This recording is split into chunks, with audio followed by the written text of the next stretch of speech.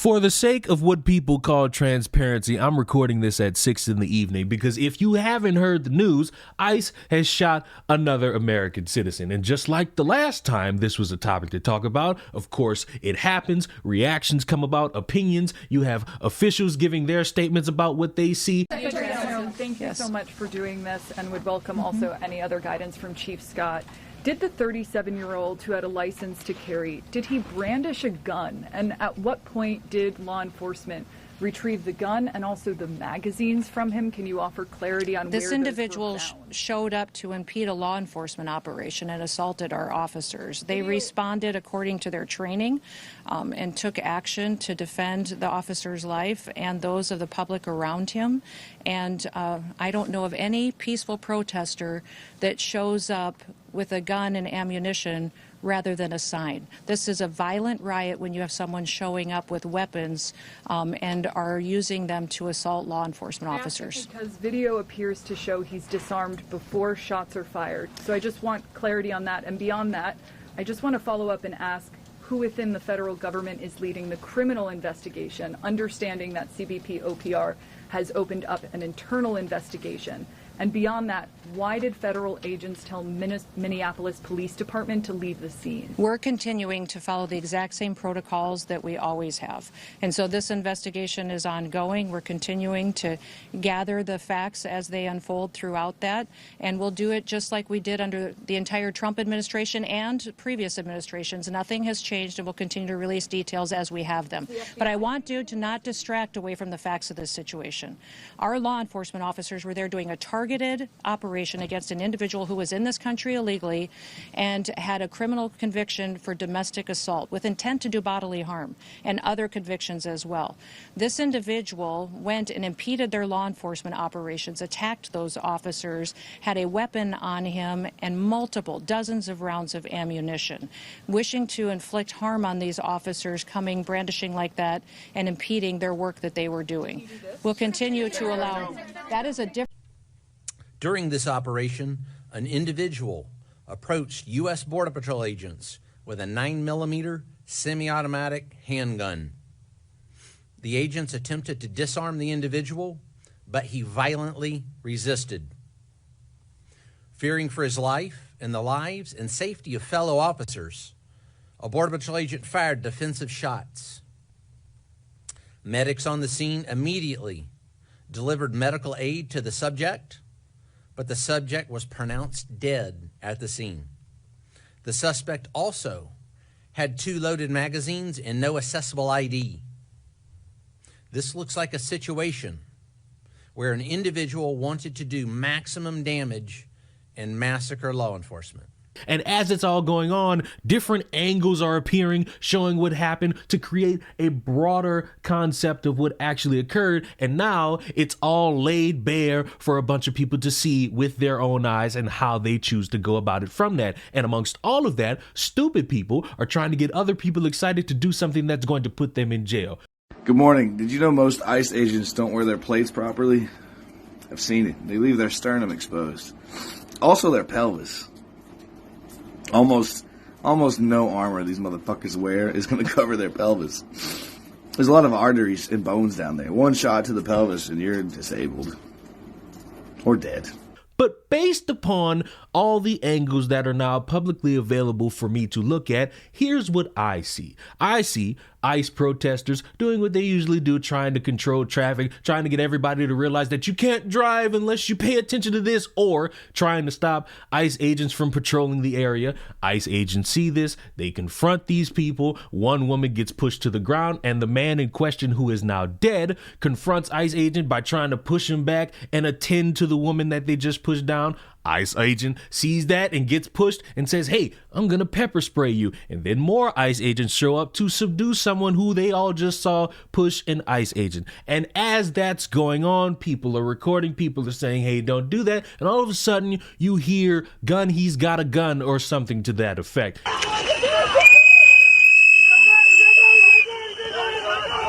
And at the same time of hearing that, you see one of the ICE agents pull a gun out. And at the same time of seeing that, you see a guy who's a little bit in the back of the scuffle walking away with a gun in his hand. And presumably, this is the gun that was on the person of the man who's now dead. And as he's walking away, gunshots are ringing out. And at that point, people are looking at that specifically and saying, hey, he was reaching for somebody else's gun. He was reaching for his own gun. He was reaching for magazines. He didn't know that his gun was taken. And I'm looking at all of this and seeing that the guy got shot and then him getting shot a couple more times. And I'm thinking to myself, okay, you have a guy that you've clearly outmaneuvered and outpowered because you have several people on him. You recognize a gun is present, so it should click in your mind, because I would make the assumption that you are trained to handle scenarios where a gun could be present, whether if it's pointed at you or is on the person of said individual, and you would think, all right, disarm them and put them in cuffs or restrain them until somebody could put them in cuffs.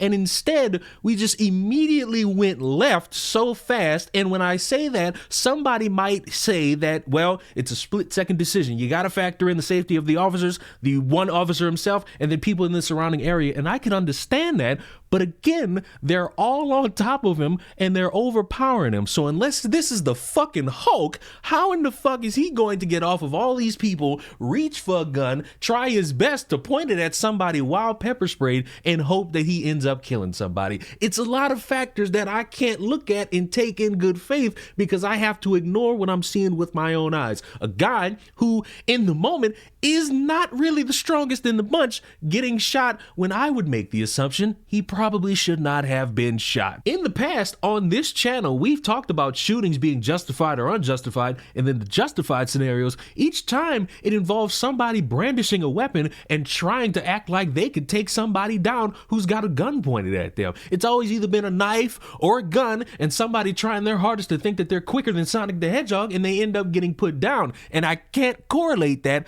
to this same scenario, because it's really not the same. They have the guy down. They have the manpower that if he does get up, you can put him back to the ground. I feel as though a gun in this scenario being used on him was not necessary. If this motherfucker in his first interaction with an ICE agent brandished his gun and pointed it, I would be saying this shit is justified. But the way this looks right now, you would have to have me betray my own eyes to recognize something else that I'm not seeing. I'm not seeing a guy doing all this extra movement that warrants a gun being drawn on him. If you want to say that, well, why does he have that gun anyway? Apparently, he's licensed to carry. He can carry his gun. So now it's going to have to rely on what the officers are seeing in that moment. Are they seeing potentially somebody reach for a gun and trying to shoot somebody in the midst of panic of being restrained while he's resisting arrest? Or are they seeing a gun and somebody hears that and says, let me draw mine pointed at him and just start blowing? Because it needs to be a full, thorough, thought out conversation around all of this subject matter. But because I live on the fucking internet, it's, hey, let's just react and start shooting motherfuckers willy-nilly, because that's the only way we could enact real change, because we're upset about what we saw. ICE just shot and killed a man in broad fucking daylight again, after savagely beating him 10-on-1, pistol whipping him, beating him with canisters. They executed him. And just kept fucking shooting him. He was just laying there in the street, already fucking dead probably, and just kept shooting him. Nobody fucking wants ICE. Nobody wants a Gestapo. They're gonna keep killing us until we start doing the same back to them. The only fucking response is to start fucking ending them. Start removing them from the board. They should be terrified to go anywhere alone. They should be terrified of getting kidnapped. They should be terrified of their families getting kidnapped. They should be terrified to die. They should be, they want to do this? They want to just start fucking executing us over and over and over again? Fine. Then we need to start doing it back. What the fuck else do you need? This is why I've been talking so much goddamn shit about liberal fucking pussies. Because you motherfuckers are going to keep pontificating and talking and fundraising for the Democratic Party that's escalating ICE, that's giving them more money so they can kill more of us. All of you, if you do not want the immediate fucking death and removal of ICE agents, then you're not with us. Everyone arm yourselves. Everyone protect yourselves and your neighbors. If you see these fucking Gestapo fucks, you fucking end them. That's where the fuck we are.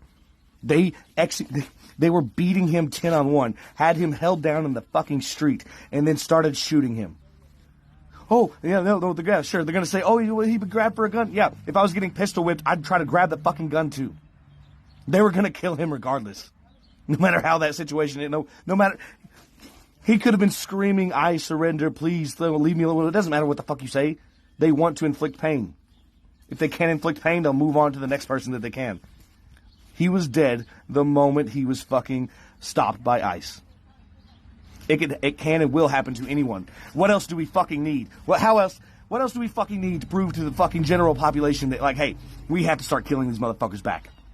Because it doesn't matter who you are, why you're there, what's going on, you could just die because ICE exists. Not thinking for even a moment that if you just start doing that based off of this, that guy that you hate so much is going to start that insurrection act. And I think he might do it over these next few weeks because apparently somebody's gotten their fucking finger bitten off over the course of all of this throughout the day. And not a lot of people are talking about that. So yeah, you might not want to have the bombastic reaction until ducks are thoroughly put in a row, because at current position, it's a lot of motherfuckers jumping through, ignoring context in order to just skip to the end. And I don't like that. I don't like when something occurs and it leads us down the rabbit hole of having to wait patiently to see what other angles could come out, what more information could come out. And motherfuckers in the meantime are just saying, fuck it, let's just do random shit. Because if you do the random shit and then you end up being wrong, you look like the stupid motherfucker who just wanted to have a riot over the sake of saying, hey, I saw something and I didn't have full context and it pissed me off. And I understand